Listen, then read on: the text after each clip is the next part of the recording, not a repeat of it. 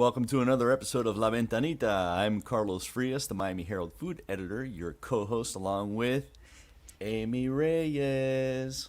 Wait, that way? Yeah, I Point did that it. way. Point this way. We got it. It feels unnatural that we're pointing in the Yeah, it's opposite very direction. bizarre. But, yeah, we did it. We did it.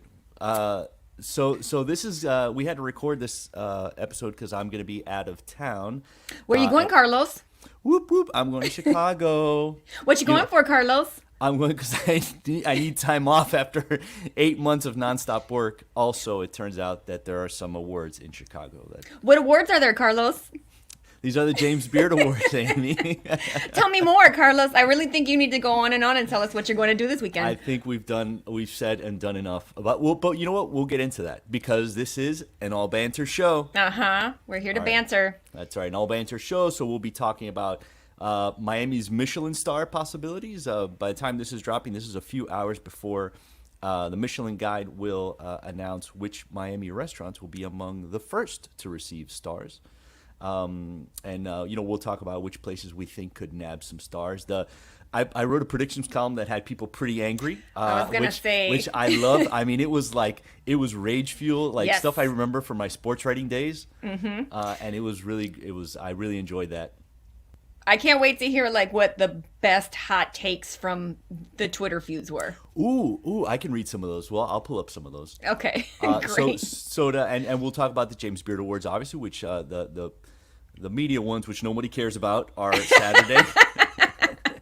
And the real one, the chef ones. The people who do the cooking. Yes, the actual chef ones are on Monday. And we have somebody nominated in that, one person nominated as a finalist. So since this is an all banter episode, to help us banter, we've invited a professional banterer on the show. That's Ryan Pfeffer. Ryan is the main food reviewer for The Infatuation. It's the online restaurant guide that bought out the Zagat Guide. You remember the Zagat Guide? Yes. So we'll talk about the Zagat Guide. Ryan dines out for work more than anyone I know. His stomach must be so strong. Oh my God, yeah, and the thing is, he dines out at the fancy restaurants that could end up with a Michelin star, and he's been to the hidden mom and pop restaurants all over Miami. So I really can't think of anyone better to banter with us today. So welcome, Ryan. Hey y'all, Come on in the show. Am I on? Am I live? Am I here? You're here. How are you doing? It's so nice to talk to you two, and congratulations, Mr. Humble over here, two-time James Beard Award winning. I don't hear Ryan at all. Does anybody here else have a problem hearing Ryan? I hear him. You don't hear him? I do not hear him. He's just pretending not to hear me because I'm congratulating him on his James Oh, that's Beard too bad, Carlos, because he's Award win. congratulating you on being nominated for a James Beard Award. Oh, That that's is so a bummer. nice. Well, we're fortunate this is a recorded show, so we can Figure out what's wrong with it. figure out what the hell's wrong with it. Is it your plug, maybe? Well, now I see Ryan. Say something. I'm here. Oh. Check. 1 2 1 2. Perfect. Let's pick it up right from here then. Welcome, Ryan. Something magical happened. You missed Hello, the everyone. compliments. You missed the compliments that he gave you. Yeah, you only get one compliment, Carlos. I'm done. Your ego's gonna get so big, you're gonna float away. You're gonna end up in the Everglades somewhere. Nah, Pierre, we don't have to restart. It was like just a minute of not hearing. Yeah, that's fine. And on It's the all audio good. side, we'll chop it up. But well, welcome, dude. Like I said, I think today is just like a fun day to just kind of banter and talk about Miami's ridiculous, Miami's ridiculousness in general, and we'll talk about Michelin and all this stuff. How are you doing? I'm doing good. I'm a little nervous, like you said in your intro, Carlos. The Michelin conversation, the Michelin discourse is tense right Very now. heated. I did not expect so many people to be on edge. I didn't know people still. Well, this maybe speaks to my own ignorance a little bit. The Michelin Guide never really plays into my life a lot because I grew up in South Florida. We never had the Michelin stars. When I travel around the world, I don't often find myself at Michelin restaurants. They tend to be slightly out of my own personal budget. But people are, everyone is really on the edge of their seat. Everyone feels really tense. This has been a long time coming. And it does make sense, I was thinking about it earlier, just after seeing some of these opinions, especially that you got for your piece, Carlos. But if you're like an actor starting out, I guess you dream of an Oscar one day. But if you're a young chef starting out or going through culinary school, you dream of a Michelin star, and that's still true. And so there's just a lot of people in town who have been working really hard and now finally have a moment to get recognized for that work and be taken to a level that they once probably dreamed of. So I get why the emotions are running high. I'm going to try not to piss anyone off too much. Wait, No, Carlos. So tell me first, what was the most impassioned hot take that you got when you were interacting with people on Twitter about the topic? well, I think what's the funniest thing is that it's none of them are chefs. None of them are people that actually are working in the restaurant. They're diners? They're all Interesting. hobbyist diners. Okay. They're dining enthusiasts. They're And- sports diners. Yes, they're sports diners. Exactly. The sports fan is exactly comparable to the dining out fan. It's like all the UM fans who didn't go to UM, right? Like all the Miami-Dade people who cheer for UM. That's who I got comments from, and it was all like, it's the kind of stuff that you expect. Like people have their opinions about which places should get Michelin stars from a 1 to 3 or not at all. And if you disagree with them, you have an email address and they tap into it.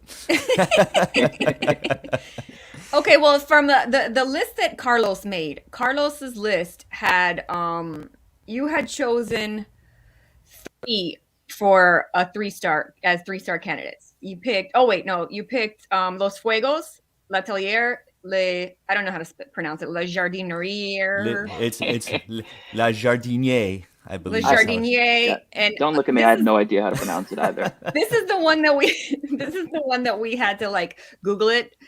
Now, Naoe. Look at you like doing one of those slide rhymes like Naoe. the Japanese place, and then the restaurant at the surf club. Those were Yes. Carlos's five educated guesses for a 3-star award. Ryan, what And- do you think? What's your hot take on his hot take? I think Carlos has some good contenders in there. I've been to all of them. I have been to all of them. Los Fuegos, I'm going to knock off that list. Politely, I'm going to knock it off, though. I didn't have the greatest experience when I went, but that was a few years ago. Maybe they've gotten their act together. Go on. What happened? We have a review up on our website, theinfatuation.com/Miami, that articulates Boom. it better than I can now. But, the Faena, man, the Faena is kind of weird. Every time I step in there, I feel like I'm going to get arrested if I touch something. It's not a very hospitable environment. Everything is made of gold, and it's like so luxurious. And it just some service issues, but I will say some of their steaks are really exceptional. The food is, if you order the right thing there, they have this giant meat platter that comes with like 5 different cuts of meat and blood sausage. And I took a friend of mine, we ate it all, and I really genuinely almost had heart attacks like at the table. So that was the best part of my meal there. Well, you know what? Michael Schwartz, who is I think is going to get a star, he told me, he's like, we like to go to Los Fuegos, but it's a mortgage payment when we go. Like sure. He's like, it's totally worth it, but it like we feel it, and he's making pretty good money. Oh yeah. And that's the thing about the enthusiast Michelin star diners is like, it's really people who have that kind of disposable income that like 2 people could go out to a place. I mean, what do you figure your bill was at Los Fuegos for the 2 of you guys? Oh boy, when I ordered that giant meat platter, I mean, it was over $300. You had a couple drinks and a starter, and many. I mean, we talk a lot in the Infatuation about when we should talk about price, because look, a restaurant is allowed to be expensive. I mean, a place like Naue, which I've been, which might See, be he knows my how to most. pronounce it, Carlos. I'm also guessing, but I'm pretty sure I had some sake that night, but I'm pretty sure it was Naue. Okay. And that was, I think, the most expensive dinner I think I've ever been to. When it was all said and done, drinks and tip and all that stuff, it came out to just under $1,000, I think, about 900 and change. But a restaurant that firmly deserves to be in that price point. Exceptional food, really like just breathtaking experience. Food, I mean, I've never felt more like I was in Japan than I have at that restaurant. I mean, you're drinking sake from his family's brewery. In Japan, the soy sauce also is made at his family's brewery. He's flying in all these like really interesting dishes from Japan. And the best part of that dinner is, I mean, Chef Kevin Corey and Wendy, his really excellent assistant and server. It's really just a two-person operation over there. They're both local. They both went to high school here. We were chatting about their favorite restaurants in North Miami Beach, where they live. So it was at once this sort of really fine dining, high-end luxury experience, but it still felt connected to Miami in a really satisfying way. So I'm rooting for Naue. If you gave me a suitcase full of money and sent me to Vegas and told me to place a sure bet on the Michelin pick, I'm going Surf Club, because I just feel like that is really in their wheelhouse. Really impeccable service, beautiful restaurant, and great food. I mean, I know you went, Carlos. You wrote that wonderful article about trying to keep your bill under, what was it, $200? $200. I was like, can a couple go to the Is surf it club possible? and eat for $200? Yeah. The answer is maybe. If you The stick to answer water, is maybe. The answer is maybe. yeah, Yeah, no the answer drinks. is don't get a bottle of wine Yes, and don't get dessert. well, if I remember, we each had a glass of wine. We shared an appetizer. We had dessert, and I had pre-calculated what the taxes were, but I had not counted on the city of Surfside's taxes or the town of Surfside. So it put me at like $208 or something with I think it was no, it was before tip. I think it was before tip. I forget. And as I recall, you ordered the chicken, right? We had the whole roasted chicken, and it was amazing. It was one of the most delicious, amazing chickens. And then if you're watching the show, you can see the Surf Club review on The Infatuation over there on the right. And you should check out The Infatuation, because honestly, Ryan, seriously, what you guys do, I think, is the way that people really appreciate dining reviews, which is you guys do them all on Insta stories. It's so smart. And then you save them. So you could go on the Infatuation site in Miami and like look at each review. And it's just like, and you have fun with it. You are not stuffy, which is the thing that it's the least fun part of my job, is the critic side when we do review a place, because people take it with such reverence. And I think that you take it seriously, or rather you take it like it's important, but it's not serious. You don't take it serious. So you have fun, you joke around, you show us everything you order. And I think you really don't waste time on places that suck. You actually just like, you will write about places that are good and worth your time and worth you Insta-storing for 3 hours. So Right. Yeah, well, thank you for all that, Carlos. We really appreciate it. Yeah, I do certainly end up at no shortage of places that suck, but there's a lot of exciting food to cover in Miami right now. And yeah, I mean, that's what drew me to The Infatuation in the first place, is we understand the impact of what we do and we take it very seriously, but we don't take ourselves very seriously. And we like to write in a language that feels accessible for people who, have no idea what a Michelin star is, honestly. And we like to write for people who live in the city, and we're not afraid of a poop joke here and there. But, at the same time, we do treat the art form and the craft of restaurant criticism very seriously. And, but yeah, it's been a blast. I've written for a few different beats around in Miami over the years, but man, I'm glad I landed on food. It's so much fun. Much fun. It is fun. And I think the most fun is just talking to regular folks, just really regular folks. Like you said, the folks at Naue. Connie talked to them for, they were named, I think, the best sushi Forbes, restaurant. Yeah, they got Forbes 5 stars, I think, and then they also got named best sushi restaurant in Florida. They get all the awards. And so she talked to me, that's one of the nicest things, is to hear folks that are local and are doing something that they are personally passionate about, and I think that to me is just as important as going there and having a great experience, is knowing that the place is somehow connected to the fabric of Miami. I think that's cool, Yeah, especially right now, right? I mean, we're living at this really interesting intersection where we're simultaneously having all these local wins, these chefs who've been here for years, and some people were born and raised here, like Beltran from Ariete, Itame, Boyade, Luca, Zitsum. I mean, many of these people that you and your colleagues have written really beautiful profiles on, telling their stories. And so you have that side of the Miami scene that is really getting some hard-earned wins, but then you kind of also have this avalanche of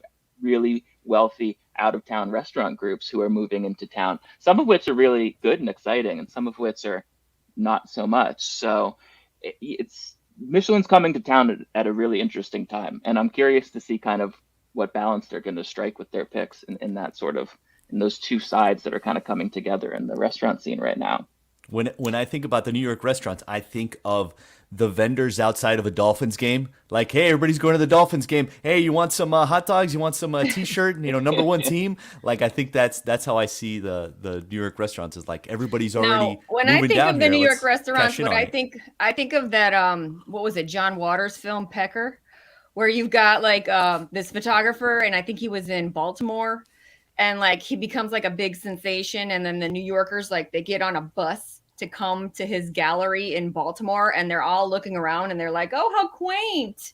Oh, everything's so inexpensive. Oh, it's so cheap. Oh, look at the girl who washes clothes. Like it was, I just feel like we feel very quaint and very like inexpensive and very, like a great bargain, plus the sunshine, like I feel like that's kind of how New Yorkers perceive us. Like they're just like, yeah, this is cheap. You guys are undervalued, So I feel like that's where most of that influx is coming from. And you know what? I feel like, to borrow a British phrase, I feel like Miami takes the piss out of fine dining in the sense that, like, one of the things that set the only three-star Michelin three-star restaurant in Chicago apart, Alinea, is like it's like their tasting menu also includes like a balloon that is edible, that you breathe the scented air out of it and then you eat the balloon. No. If you did that in Miami, like, they would laugh you out of the room. And I think that's like, I don't know, like maybe I think we will cross that threshold at some point. Like people are going to go theatrical, because I think that's really what separates. Well, they do the all 2 and kinds 3 of stars. goofy stuff here. Like if you ever go to like, Yeah, but What they is involve vuvuzelas. I mean, Barton G was one of the first restaurants. that yeah, I was gonna really say like Yeah.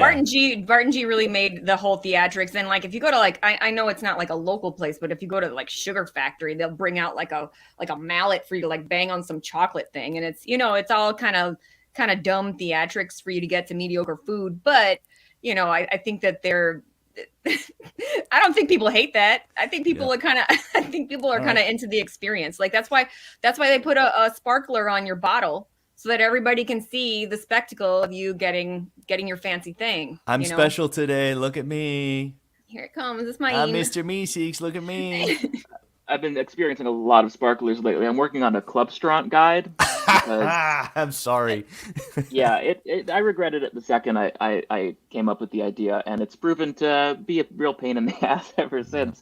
But we also need, I feel like I get so many bachelorette party questions and so many people looking for that like classic, fun, Will Smith shiny shirt, South Beach kind of night out. And I need like something to sort of give them, to sort of help guide them through that very difficult. I feel like this landscape is to a navigate. useful guide. This is a useful guide for people who don't want to have to scream over their food when they're hanging out with friends. You know what I'm saying? Like these are the places I'm gonna not go, so that I don't have to listen to a DJ trying to spin while I'm like eating my pasta. Because that for me, I find that vibe like off-putting. Yeah, But- we do. There is an old school infatuation Miami guide that needs to be updated, so maybe don't look it up. But it was called where to avoid big loud groups who want to take shots and celebrate something. Because I'm right there a with utility you, story right there. Yep. So if you can Google that, it's somewhere. It might need an update, but yeah, I find myself, the places that I really love going to now are just calm, relaxed places where I can have a conversation, drink something good, eat something good. I mean, that's why when I find myself eating in my spare time now, not work related, just for pleasure, I end up at Paradise Books and Bread, which Nice. your colleague. Do you live up Connie- north? Yeah, I'm in Mimo, so I'm only about 10 minutes away. So yeah, that's my spot, and it's just it's so refreshing. It's so refreshingly un-Wynwood and un-Brickell and un-chaos Miami kind of. For me, Wait, that I wanna place get back to- is Tinta Cafe. Is like love it. that's very, very similar vibe. Books, chill, no Wi-Fi or whatever, and good chill food that's very accessible, and that's. But my wait, spot for y'all. that. I want to get back to the Michelin thing. Here are Carlos's picks for 2-star candidates. Now wait, let me preface both of these. These are like places that I think could fall into that realm. Like I don't Right. think that even those 3-star candidates, I didn't think They that. could get Yeah, I less didn't think stars. we'd have 5 3-star These are restaurants. I was like, Carlos's yeah, picks. Carlos's picks. yeah. Anyway, here. Okay, so he picked Amara Paraíso, Ariete, Boyade, Cote, Machialina, Orno, or Mame, and or Mame. Those are his choices for 2 stars. He feels like they could get multiple stars, but maybe not 3. And you know So what? what do And you think? I put Stubborn Seed down in 3 stars, but I think that I mean in 1 star, but I think if there's a 2-star, that place could be in the conversation too.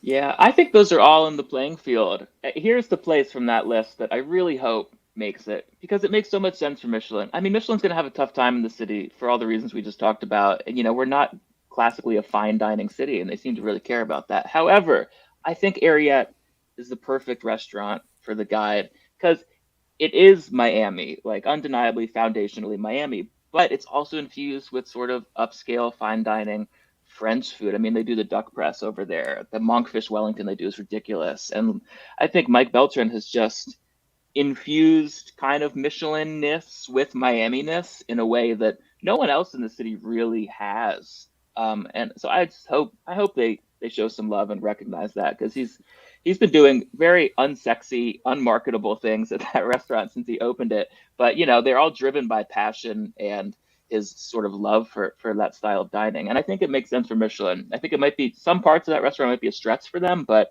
I really hope they show it some love and recognize it because that feels like a great win for Miami if they do.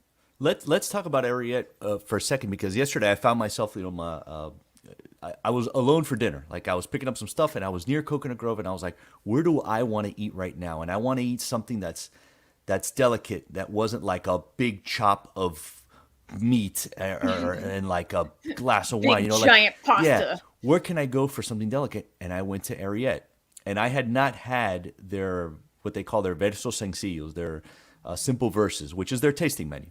Mm-hmm. And I said, I'm just going to do their tasting menu, and I was blown away because that kind of food was stuff that you only saw from Brad Kilgore like 4 years ago. That Mm-hmm. really delicate, thought out food that comes to you in, gourmet portions, i.e. tiny portions, but many of them, like 5, 6, 7, the chef will invariably send over something between courses, and it was delicate and it was refined and the flavors were amazing and it was beautiful to look at. And like you said, he has evolved. Like there was once he'd put a pastrami that he does on the menu, like a piece of pastrami, and it was The this short hunk. rib, yeah. Yeah, it was a short rib pastrami, and it was this hunk of pastrami. And now instead, you get it in these 3 little slices as part of the tasting menu. So it's like he has evolved into a more kind of refined creature as far as his food. Former football player turned fine dining chef, which I think is great. So And look, he's as Miami as it gets. He's 305, very proudly wears that label and fights for the city. And yeah, yeah, is serving really incredible, interesting food and constantly tweaking his menu. So I hope the inspectors, whoever they may be, stopped by and paid him a visit. somebody with monocles, with like a monocle. Yeah, I know. I feel like the Michelin Guide inspectors are going to stick out a lot in Miami. They're probably somewhat easy to spot. Yeah, You unless you know think? what, I think they might be locals. They might have hired local people that were kind of experts in food. Ryan might be one for all we know. For all Who we knows? know, you could be a secret Michelin Secret Michelin taster. inspector. Look, the whole process is very mysterious. I mean, Carlos, you wrote that wonderful piece trying to get an answer to a seemingly simple question, which was how much money exactly did we spend to get them here? And that turned into a whole reporting journey for you. Yeah. And so even their standards that they rank restaurants on their website, it's the quality of ingredients, the mastery of flavor, the sort of personality of the chef in the food. That they're kind of very vague metrics. So it's just like no one knows what's going to. My only guarantee for Thursday afternoon is that there's going to be some people who are pissed off. That's Yeah. the only inevitability. Can I share a little inside tip though? Just because of the reporting in general, I know several chefs that have been invited to the announcement, and I don't know if you know any of these, Ryan. So feel free to chime in if you've heard. So chefs from Boyade, Itame, Michael's Genuine, and Ariette, I know, have been invited to be at the ceremony, and I don't think that you get invited to be told you didn't win anything. You know, like, Well, That would be it seems like kind of mean. yeah, that would be super mean. Be like, welcome, just be come here. to our thing, don't tell anybody, okay? But also, you get nothing. Well, that's a great. I mean, Itame is our highest ranked restaurant on our website right now, so I would so love to see them really rank in all the accolades and awards. But that makes me happy. And Boy a Day is exceptional, phenomenal, and just gets better every time I go to that restaurant. So that's a solid lineup. You know, Boya Day is a place that I have to go back to. I'll be honest. I went for dinner with some friends, not even early-ish on, like 6 months into it opening, and I did not have a good experience there. Like, Can I tell you that I wouldn't say I didn't have a good experience there, but I went and I was like, this place is good. This place is cute. I really like it. But I didn't leave being like, this is one of the best restaurants in Miami. I went back like a year later and I visited several times since. And now they have improved and worked. And, that happens sometimes with a small team when you're sort of a local independent restaurant.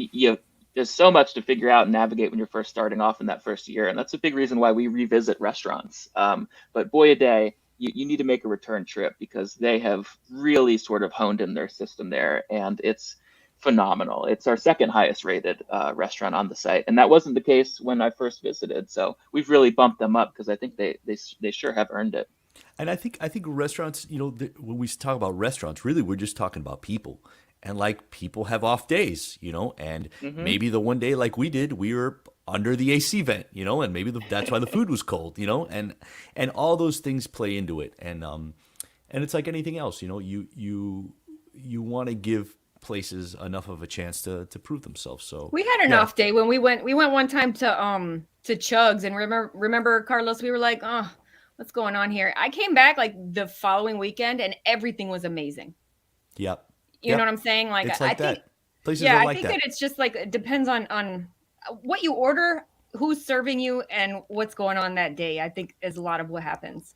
But maybe that's also too what separates. Like if you end up being a 3-star Michelin restaurant, you never have an off day. Like I think that means like what I've heard anecdotally is that in the first year of the guides there'll be no 3 stars, and if you have a 2-star, that it may take a couple years or at least 1 year to prove that you're doing something consistently well.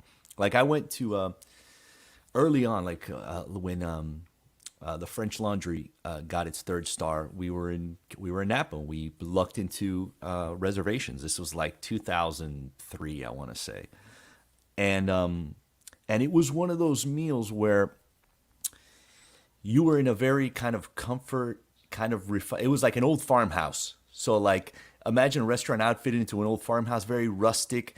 The staff was very low key. Like they were like everybody had taken a hit of pot. Everybody was just chill, and they were like, "Hey, try this. We think you'll really like this." And in between courses, like at the end, like they had made their own candies. And they told the women at the tables like, "Hey, open up your purses," and they just like dumped these beautiful wrapped candies into their purses. It was that kind of thing where they knew that for a lot of folks it might be their only visit, and they wanted to make it fun and memorable. And it's probably why people that can afford to or live close enough to continue going to these kind of places really appreciate that they feel relaxed. Like it's not like you're gonna grab the wrong fork or the wrong spoon, Right. and then the maitre d is gonna look at you with a weird face. No, Like you don't belong here. yeah, like the sommelier brought us the wine list, and he showed us like he said 3 different wines. Like, oh, this is a very nice XYZ wine, and it was like a $50 bottle. Mm-hmm. And then he said another one, and it was in the hundreds. And then he was another one, and it was in the high hundreds. So they were not necessarily saying, you guys look broke to us. You look too poor to afford a good wine. Yes, but they were saying like, I'm not going to judge you from which they kind of gave us categories, so we didn't. And like all those little things make a difference. And I felt that when I went to the surf club, which is not the same level of fancy as French Laundry, but it also had this kind of thing where like what I was saying earlier, they take what they do seriously, but they don't take themselves seriously, And I think that's that's something special. You know, I think that's Well, that's something how that I feel you about want. that's how I feel about most Miami places where that are these chef driven restaurants. Like even when you go to like Kush or you know what I'm saying, I feel like they take their burger seriously. You know, I feel like most local Miami restaurant bros that are trying to do something cool, I feel like they take themselves seriously. They take their work seriously, but Right. they're all like coming onto your podcast with like a an ape costume. Like A guy they're in a gorilla trying suit in the background. Yeah. yeah, they're trying to have fun with it.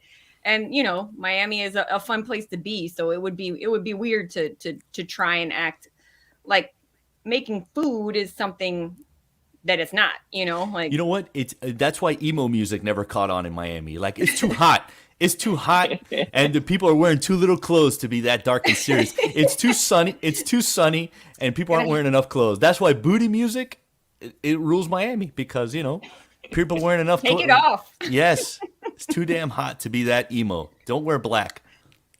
Okay, So well, the Miami goth has the saddest existence. It's constantly sweating. The hottest, sweatiest existence. That only makes you more goth, I think.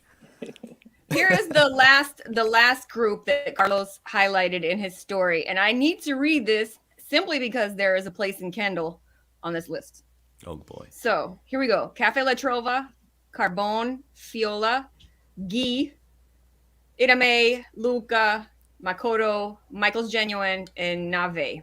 Those are. Oh wait, Osteria Morini, Stubborn Seed, Uchi, Zitsum, Zuma. Sorry, the Yeah, there screen, was a break in the screen was screen. stuck. But yeah, those are the ones that he picked, and I personally would really enjoy it if the place in Kendall got a star. That would be great. And I think Guy. I haven't been to most of these restaurants on Carlos's list because it's not my job to eat all the food in Miami, but Guy I have been to, and Guy is a wonderful experience. And I've been to Guy like 3 times, and I've never had a bad experience at Guy. And the food is always amazing. Yeah, So I hope He somebody deserves- hears that. He deserves love. We actually have a review of the Dadeland location in the works right now. We had one of the Design District one. Tragically, that place closed during the pandemic, which is such a shame. For 'cause some it's a lot reason, closer the to Kendall my house. place was sustainable. and it's Old Greg's now. It's Old Greg's. It's Old Greg's, which I also really like. Old Greg's is great. But Yeah. Guy deserves some love. They've been, there's such, we don't have a massive Indian population in South Florida. And what Guy is doing is filling that gap, but also still being a really exciting restaurant that has its eye towards local ingredients. The chef Niven has his farm and homestead that he sources a lot of his ingredients for. And Guy's has been so consistent, such like a kind of, they don't make a lot of hype over there. They keep their heads down. They do the work. And it's just been a great restaurant from kind of the moment it opened. So I really would love to see that. And, repping Kendall, man. Shout out to Kendall. The other place that he If Kendall gets a Michelin star, like Amy's gonna have to start her own podcast because that's all what? we It will might ever be- talk about.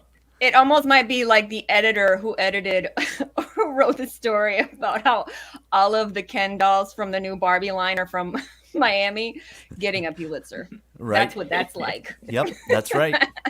And that is Exactly a thing that what that'll be happens. like. So, Listen, Kendall's got some good food. We just found, my writer just went to a place called Vice City Pizza, which is a inside pop-up inside Abi inside- Maria, right? inside Abbey Maria. Correct. yeah, Carlos told me I And, have to go there.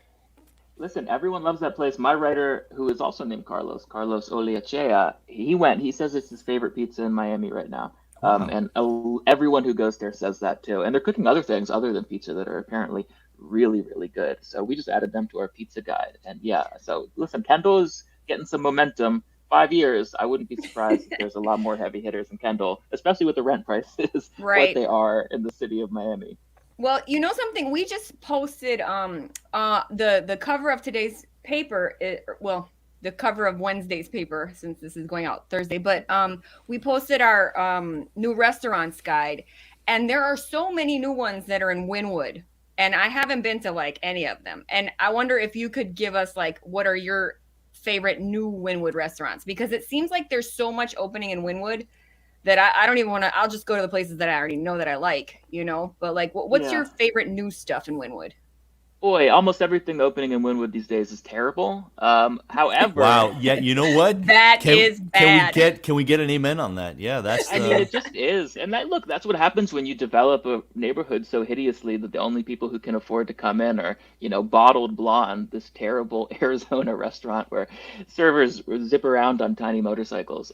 It's just become such a, which is true. New Times actually wrote an article about that was kind of hilarious. But it's become such a clubby, nightlifey, ratchet kind of neighborhood. And before I shit on it too much, I will say two great restaurants have sort of opened up there in the last year. One of them is Doya. Doya is a big, spacious Mediterranean restaurant. I believe the chef used to have some sort of affiliation with Mandolin, not anymore, but kind of maybe started out there. I'm not sure. But really delicious, interesting Mediterranean food. They kind of have, they have the hits, they have the octopus, they have some other stuff you'd expect, but they also have kind of a lot of more interesting dishes that I haven't seen on a lot of Mediterranean menus. The cocktails are really good.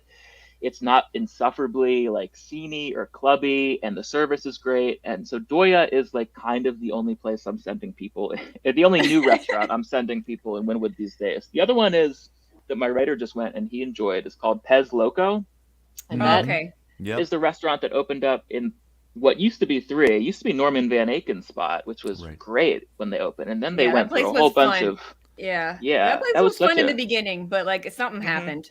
Yeah. something weird happened, but apparently now they kind of found their footing. Pez Loco is a Mexican seafood spot.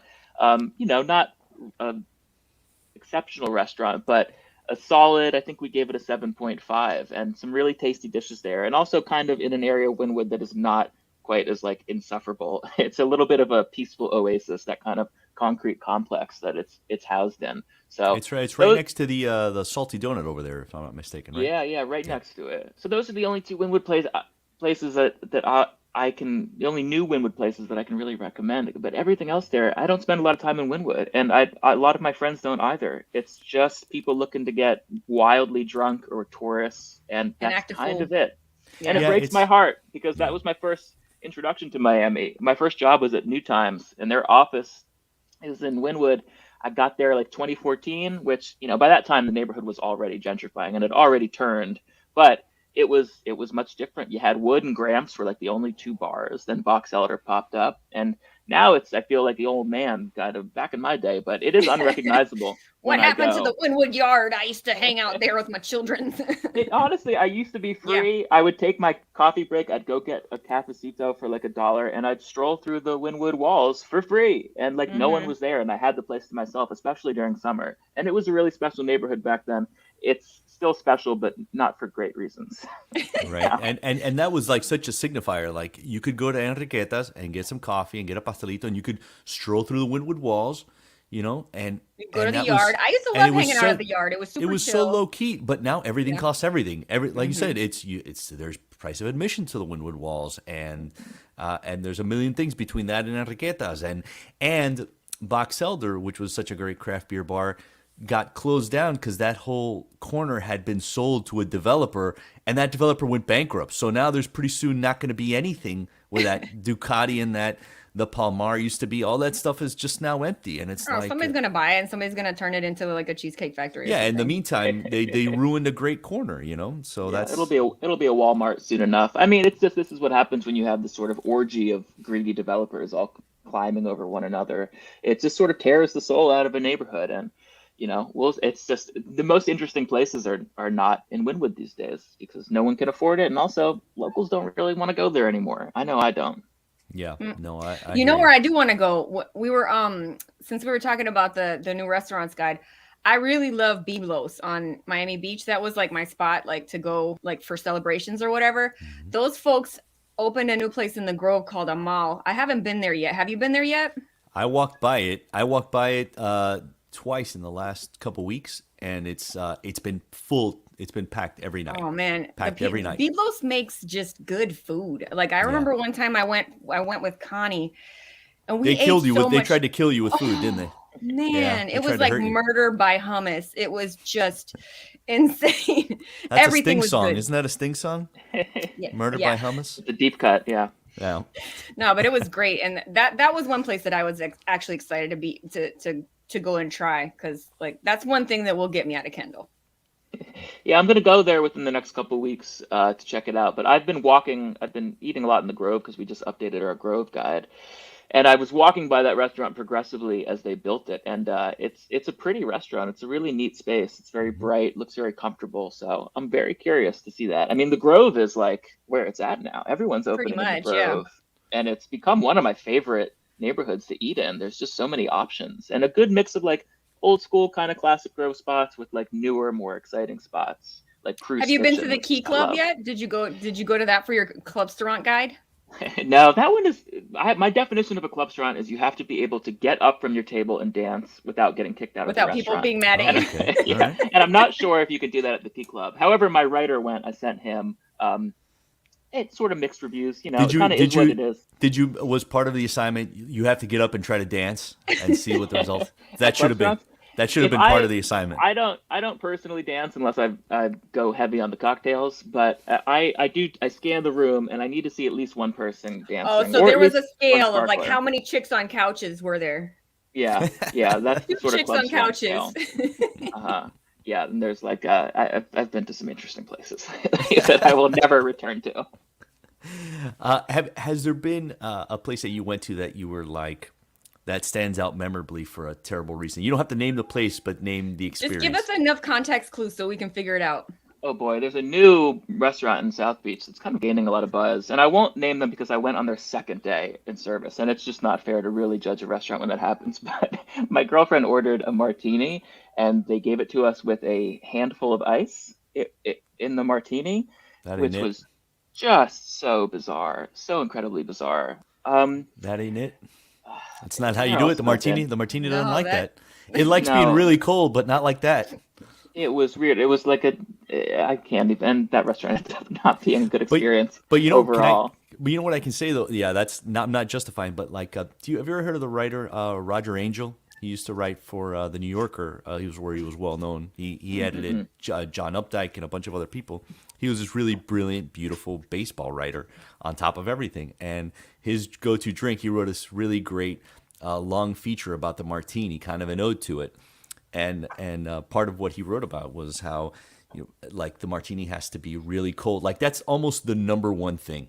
Like it's got to have just that kiss of vermouth, like without it being too vermouthy, and it's just got to be cold to where the point where he would even throw like 1 cube of ice in it, like later because he realized he wouldn't finish it if it wasn't cold, and he could deal with it if it was a little bit watered down. So. Well, that's how I feel about Presidente. If it's not the right temperature, I will not drink a Presidente. And you have approximately like a certain amount of time to finish it before it warms up to a Yes. temperature that I find objectionable. Need a beer koozie for the those go together. The koozie and the Presidente.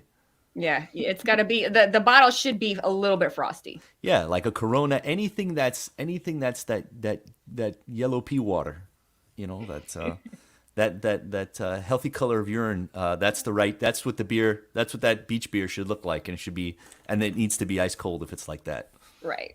Yeah. Well, Ryan, like what other, like if moving on to a different neighborhood, if we were in the design district, where are you going to go eat? Itame if I want something a little nicer. If I want something a little more casual, I think I'm going to Old Greg's. Although I will say they have some good vendors. I'm not a big food hall guy. I'm kind of over them. But MIA Market, they have two people that I really like. They have Fouriette, which they do kind of rotisserie chicken. They have this pulled chicken sandwich, and it's really nice. They have this Cuban sandwich that's like $18, but still really good. And then there's this sushi place in there, Sushi Yasu Tanaka. Yasu, if I'm not... They've been there for a long time, right? Yeah, now they're coming up. They're over a year there. Yasu, if I'm not mistaken, used to be the chef behind the omakase in The Den, which is the omakase in Azabu in South Beach. Yeah. Yeah, he is. That's where I was introduced to uni. I didn't know what uni was prior to that experience, and it was very traumatizing. Describe how you describe uni, because I know how you've described it in the past. I have it in my head. Uni tastes like concentrated bad breath. It's a tongue. It's a tongue It of tastes soft. like a tongue soft full of tongue. bad breath. Soft tongue of bad breath. So many of the best foods do kind of have like a stinky armpit sort of flavor to them, though. Right. You It just just want to means kind of that get I'm. used to it. It's true. It's It just true. means That's I'm a pizza and burgers and steak person. yeah. Go down the Nothing wrong with line. that. Like the first time that you have real truffles, like actual real truffles, you're like, oh, this has a funk. This is a funk that this particular thing has, and it's Oh like yeah. it's a blue cheese type of funk. It's like you said, an uni type of thing. It's that I guess umami flavor that Oh you don't yeah. expect from something that's There's not meat. some there's some moldy cheeses out there that will knock you straight out if you're not ready for them. Yeah, Yep. there's when you get into some of France and boy, there's some interesting foods out there. I haven't encountered too many of them in Miami, but I'm always up for something that tastes interesting. I got served at Naue. One of the first courses was this broth that had milt inside of it. And milt is Here we the go. sperm, I think the sperm sac or the sperm, I'm not quite sure of the fish. I forgot what fish it was, but yeah, it looked like a small intestine kind of coiled in on itself. And So it you was ate fish sperm at that Now place. way. Yeah, I paid And now $900 to eat fish sperm. And it was delicious, let me tell you. It was amazing. It was like an oyster, kind of with the slight uni, briny flavor to it. You would have hated it, Amy, Yeah. but it was interesting and I loved it. I still think about that fish sperm sometimes. God, if we didn't have to keep Sometimes this late at a PG rated podcast, there's so many good jokes here, but we'll late let at night, he thinks about that meal. God, I just yep, yeah. I'm gonna Yeah, Pierre just gave us the definition: a sperm-filled reproductive gland of a male fish, plural, noun, milts. Thank you. That's it. Yeah. Ew. Yeah, and I think All right, that's so that's all we if can we're say in about that. if I we're in think. Miami Beach, then where are we eating? South Beach, because Mid Beach, I've been trying to work on a Mid Beach guide and have found thin. absolutely nothing over It's there. thin. It It's is thin. the Yeah, worst dining neighborhood in Miami. I'm willing to say that. Although, got to show love to 27. I love 27. 27 is great. Yeah, And Hoha Taqueria, the location they have over there in the generator is good. But South Beach, let's see. I have a South Beach guide. I mean, Macchialina is a classic and is I so was hoping you'd say consistent. that because that is if I had to send a person to just one place in Right. South Beach that is not only exceptional but also Miami, I would send Yeah. them to Macchialina. Yeah. It's so good. It's so good, and it's always good, and it's always been good, and it will always be good. So Macchialina for sure. Tropizone is a really fun new gin bar on the end of Espanola Way, which is traditionally a street I do not eat on, but I really like that place, especially if you're looking for kind of a very boozy, fun night out. That is great. Tequiza is my classic. I Yep. I sort of always end up there because it is one of the few like cheap, casual, like great, consistently good places to go in South Beach. And I gotta say, I just recently we're working on a classics, like a Miami classics guide, and I checked in on. I'd never had a full meal here. I'd just been for drinks and dessert. But I went to Prime 112, Hmm. and Prime 112 still hits. It's kind of like our very Miami version of Peter Luger. Yep. Oh, And it's like that's a really good comparison. Yep. it feels that way, and it's like a time capsule in there. It hasn't changed since 2004, but that's kind of why I like it because there's all these big buzzy like steakhouses opening up now that are so expensive and that are so over the top, and they're all kind of trying to do what Prime 112 is already really good at, and the food is good there. The martinis are very strong. There was an NBA player in line for me when I was standing to use the bathroom, That which comes is just he's paid to be there at the restaurant every day. Some NBA player. listen, They're on a that is schedule. the NBA hotspot. That is if I had a guide of the where to eat if you really want to see an NBA player, it's Prime 112. For some reason, they love it over there, but it kind of makes it. It's just a fun old school South Beach experience. And I mean, 2004 isn't nostalgic for many cities, but in a city so young as South Beach, it's starting to feel like a classic. And the food was still really good, I gotta say. So those are It my feels those are my South Beach places. it feels a That's little good bit to like know. it's like a Joe Stone crab, but for meat. Like it's kind of a Yeah. similar type of, really great service, really great food, really good solid food. And A big night out. It's your big it's night out. it's what Absolutely. go there or go to Joe's instead of going to Carbone. Like I think Yeah. that's well and or go to Macchialina. Yeah, go anywhere but Carbone, Yeah. to be honest. Now you went, right? You went to Carbone and you had it's one of the few reviews that I saw on the Infatuation that was like go elsewhere.